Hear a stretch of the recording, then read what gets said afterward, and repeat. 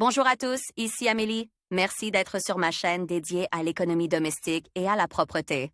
On va plonger directement dans le sujet, alors restez avec La moi. commémoration des défunts dans l'orthodoxie a toujours été isolée et portée à un niveau spirituel élevé. Et c'est naturel, car les rituels de deuil des défunts sont caractéristiques de toute culture. Au lieu de traditions païennes, l'orthodoxie a mis en place des journées spéciales au cours desquelles tous les croyants se souviennent d'abord de leurs parents décédés, ou d'ancêtres plus éloignés, puis prient pour tous les défunts dignes de ce nom. Il existe plusieurs jours de ce type et le premier d'entre eux est le samedi de la fête écuménique de la viande. Quand attendre le samedi écuménique sans viande des parents en 2019 ? Pour commencer, il est nécessaire de comprendre quelles sont les dates importantes qui précèdent ce jour dans l'orthodoxie. On sait que le premier samedi de carnage a lieu au cours de la semaine de carnage, juste avant le Shrovetide. Outre le début de la série de jours commémoratifs universels, le premier samedi sert également d'entrée symbolique dans le Grand Carême, préparant progressivement les croyants à la purification annuelle. Tous les services commémoratifs célèbres pendant cette période sont considérés comme œcuméniques, ce qui explique en partie le nom de cette fête religieuse. La semaine du Carême, qui est toujours précédée du premier samedi préparatoire, samedi œcuménique du Carême, fait également partie des 4 jours préparatoires au Carême, ne comprenant que le dimanche, d'où le nom de semaine. Ce jour-là, les croyants mangent de la viande, se préparant ainsi progressivement à cette importante période de restriction spirituelle et corporelle. Pour l'année à venir, la date du premier des samedis de commémoration a déjà été calculée. Le 22 février, le samedi universel de la fête de la viande sera célèbre sans rupture de l'ordre du calendrier des fêtes religieuses. Histoire de l'origine. Les coutumes de commémoration des morts des anciens chrétiens, sans parler des autres cultures, peuvent sembler étranges et trop strictes aux croyants modernes.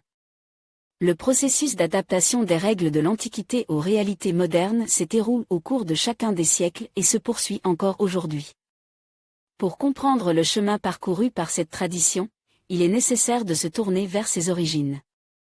La première mention des rites collectifs de prière pour les défunts remonte au IVe ou Ve siècle. La Sainte Église mentionne Sava le Sanctifie, qui a transposé cette coutume dans la réalité contemporaine de son époque.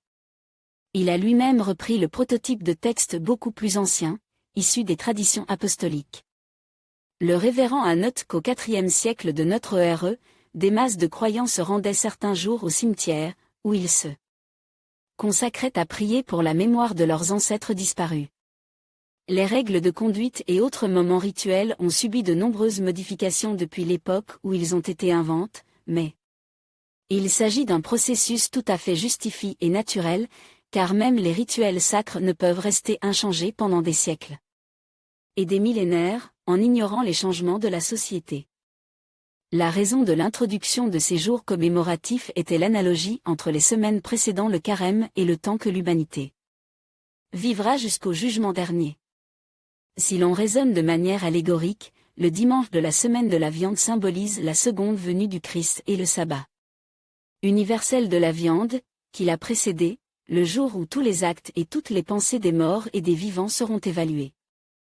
Lire aussi dans l'orthodoxie, outre Pâques, Noël et l'Épiphanie, de nombreuses fêtes religieuses sont célébrées tout au long de l'année, dont l'une. Ici, une autre signification de la fête est révélée, les croyants prient non seulement pour ceux qu'ils connaissent et qu'ils pleurent, mais aussi pour ceux qui ont été ignominieusement oubliés. Les assassins, les soldats, les criminels impénitents autres qui se sont éteints accidentellement sans les rites nécessaires. Grâce à la prière commune, ils ont la chance d'aller au ciel avec les autres fidèles. La signification de la fête pour les croyants. Pour comprendre la fête de l'Église, il faut tout d'abord commencer par son nom. Dans chaque mot, marque en rouge dans le calendrier ecclésiastique, se trouve la signification, le véritable message de la fête. On peut facilement le voir, il suffit de regarder attentivement. Tout d'abord, le mot est « parental ».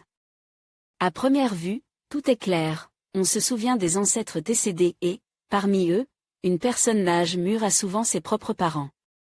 Mais la signification principale du premier sabbat est révélée, et il s'avère que nous devons prier pour les personnes qui ne se sont jamais rencontrées auparavant et qui ne pouvaient pas se rencontrer auparavant.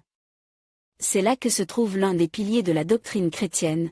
Dans chaque prière qu'un croyant prononce, ses parents doivent être mentionnés comme étant la source de tous ses biens terrestres.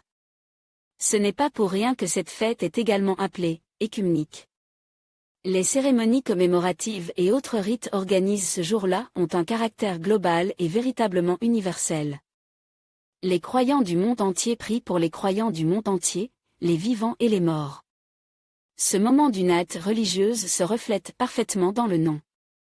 Lire aussi les grandes fêtes orthodoxes sont reconnues même par les personnes éloignées de l'Église. Pendant ces fêtes, des miracles se produisent. À la question des non-initiés, la fête œcuménique de la viande, le samedi parental. Qu'est-ce que c'est? La réponse la plus simple est la suivante: il s'agit d'un moment d'une hâte de tous les hommes et de toutes les femmes. C'est un moment d'une hâte de tous les chrétiens orthodoxes face à l'épreuve finale à venir de leur foi, qui sépare à jamais la vie terrestre de la vie céleste, et la préparation à cette dernière. Ce pardon universel et cette pétition pour le repos de l'autre, de l'inconnu et du possible coupable, et de ceux qui sont décédés par atrocité, suicide, qui étaient des criminels, qui ne se sont pas consciemment repentis. La mort d'un homme n'est que la moitié du chemin vers le royaume du Seigneur et le premier jugement qu'il subit après sa mort n'est pas définitif. C'est l'essence même du véritable pardon chrétien. Chacun a une chance jusqu'à ce que le jugement dernier ait terminé son sort une fois pour toutes. Par conséquent, alors que la seconde venue n'est prédite que par les saints et les prêtres, il est logique de prier pour le pardon de tout le monde, et pas seulement pour leurs parents. Grâce à tes efforts communs, les prières qui seront prononcées lors du samedi œcuménique des parents de la Pâque des viandes 2019 seront une consolation pour les personnes décédées de manière inappropriée et un espoir pour tous les vivants, car ils seront remplacés par une nouvelle génération de croyants. Caractéristiques des services festifs, traditions, interdictions. Dans les temples, le jour de la fête, des services solennels sont organisés, dédiés au salut, à l'unité, au pardon. Les saints-péresses et les paroissiens prient ensemble pendant les offices, et des préparatifs sont effectués dans le temple lui-même. Une table peut être placée devant la porte royale, et un crucifix est généralement placé sur l'autel. Une bougie est placée devant l'autel, et parfois un cutière de fête. Selon la superstition populaire, il est interdit de travailler le premier samedi. Si vous posez cette question à un prêtre, il vous répondra que le croyant doit vivre ce jour dans la spiritualité et consacrer ses pensées à ses ancêtres, à ses connaissances et aux étrangers, aux coupables et aux innocents, c'est tout. La présence à l'église ce jour-là est fortement recommandée mais, comme pour la plupart des fêtes religieuses, elle n'est pas obligatoire. La prière sincère peut aussi venir du croyant en dehors de l'église, surtout s'il ne peut pas s'y rendre en personne. La condition principale n'est pas du tout l'accomplissement parfait du rite traditionnel, mais le désir d'aider les âmes malheureuses. Dans l'espoir qu'un jour quelqu'un s'occupera aussi de vous par sa prière. Ce jour-là, une soirée commémorative et un repas sont organisés. Il n'y a pas d'instruction stricte concernant le contenu de la table lors de cette fête, si ce n'est que le plat principal, la kutia, doit être préparé. Ce plat traditionnel à base de blé et de miel est inhérent à de nombreuses fêtes orthodoxes, et le samedi œcuménique des parents ne fait pas exception. En général, les croyants mettent sur la table principalement des plats à base de viande, car le lendemain il ne sera pas possible de les manger. Il n'est pas obligatoire de suivre les recommandations de l'Église ce jour-là, calme de l'esprit. S'attrister fortement, tuer et oublier l'objectif principal de la fête n'en vaut pas la peine. Bien sûr, personne ne fouillera dans l'âme d'une personne qui peut avoir ses propres raisons de s'attrister, mais la Sainte Église, par ce conseil, ne fait que nous rappeler qu'il vaut la peine de renoncer au chagrin terrestre au profit des biens célestes. Pendant le premier sabbat, l'aumône ne doit pas être refusée, sauf, bien sûr, si le donateur est en mesure de le faire. En guise de paiement de l'aumône, il est intéressant de demander aux pauvres de prier assidûment pour le défunt. L'alcool est strictement déconseillé. L'exception, comme toujours, est le vin, pour lequel l'Église n'a pas imposé d'interdiction forte et catégorique, mais un alcool. Plus fort serait un manque de respect envers le défunt et l'essence lumineuse du samedi parental universel. Lire aussi le jeûne de Noël est le dernier de l'année sortante, et l'un des plus stricts, avec un grand nombre de restrictions alimentaires. La visite d'un cimetière n'est pas obligatoire et est laissée à la discrétion du croyant. Les gens se rendent sur les lieux de sépulture de leurs proches parce que cela leur apporte de la sérénité, et non pas à cause des dictats de l'Église. C'est l'occasion de renouer avec la mémoire des disparus et de se rappeler que l'âme est immortelle et que, tôt ou tard, heureuse retrouvailles attendent chacun d'entre nous. Il est préférable de combiner une visite au cimetière avec une visite à l'église. Ainsi, l'âme du défunt recevra une prière pour elle-même dans le temple, et le croyant recevra la paix.